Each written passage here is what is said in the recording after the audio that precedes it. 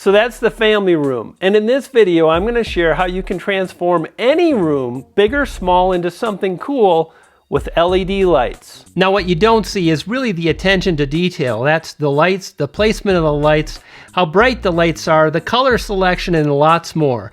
Let me walk you through every step of the process so you can do this yourself. So here we are in a completely dark room. That's step number one.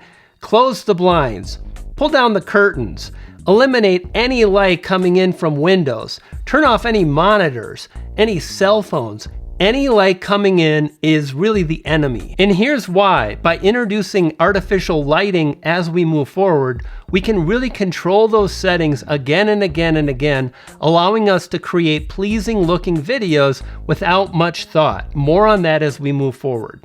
And step number two is to light your subject. And that's me in this case. And what you want to use is a softbox.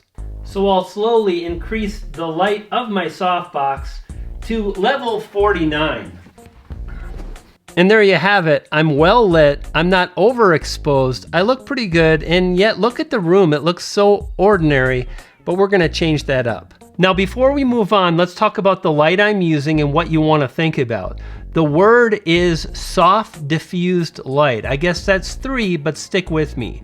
The softer the light, the more pleasing it is in video, and it's a lot easier to control the look of the backdrop and the background as well. Now, I'm currently using an Aputure 120D. It's pretty expensive light, but when I got started, I actually took a few inexpensive softboxes and they worked pretty well. And then step number 3, that's the fun creative stuff. It's using lights that, again, you can source pretty inexpensively from Amazon to create something that's interesting and different. For example, let me show you the party light. Now that little light provides dots all around the room and they usually hit my ceiling.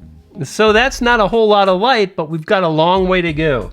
So what I have here is my hue lights. These are all the different lights, the different intensities, in other words, the level of light, the color, and more. So let's begin by turning on bookshelf number 1, number 2, and bookshelf number 3. There you go. So now if I kind of come in like this, now you got these cool orange lights behind me. Not too bad, but again, still have a lot of light to add to this particular look. Let's add a splash more blue. Excellent. Party on, Wayne. Did I really just say that? And let's add a little bit more orange to the bookshelf. Now those blue lights you see are actually bulbs, and they're great for filling up an entire wall. These are actually hue bulb lights, and they allow me to control the color temperature. As mentioned, you can kind of see they're now color coded. Let's add a little bit more bling. Desktop. Bam. Oh, and here's a tip. When you buy stuff from Amazon, buy different types of lights. It allows you to create a more interesting and pleasing look. Like I started with the party light. That's kind of cool. I've got it bouncing off the back of the iMac. Awesome. Then I've got the bulbs to fill in the walls, and now check this out. That's actually a light strip, and it adds more character to the shot. And like I mentioned, I can increase or decrease the level of the light.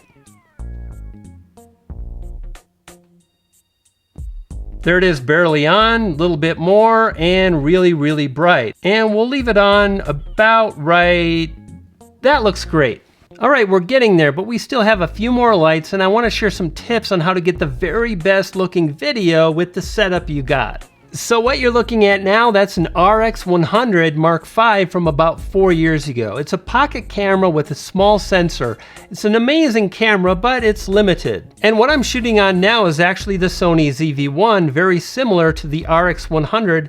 It's a small sensor camera, and that means there's a bit of noise in the shot. Here was my solution to actually illuminate the backdrop quite a bit with another colored light. What did I do for that? Another large softbox cranked up pretty high. Let's turn that on now. There you have it. Now that's a pleasing shot. Here's another tip. If you really look at the shot, what we have is, let me kind of move over here.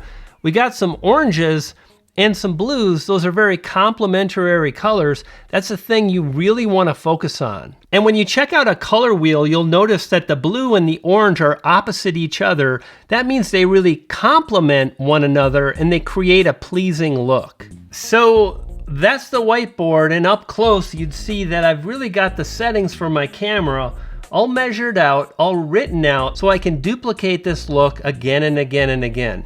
Here's what's up. When you first get set up with this, it can take you a bit of time to dial things in, and it's really time well spent, because once you get things dialed in well, you can repeat those settings again and again and again, which is going to result in better looking videos and better looking video performance. Take the time, play around with your settings, and adjust as needed. Tip: begin with the lowest f-stop possible. That will let a lot of light into your camera, and also you want to shoot on the lowest ISO possible to again reduce the grain in your shot. So do this to grow your channel, to drive more views to the videos you're going to be publishing. Check out one of the videos on the screen now. Click and watch, it'll help you grow, and even better, when you do, you're gonna feed a poodle. I've got 2 poodles and they're hungry. You dig?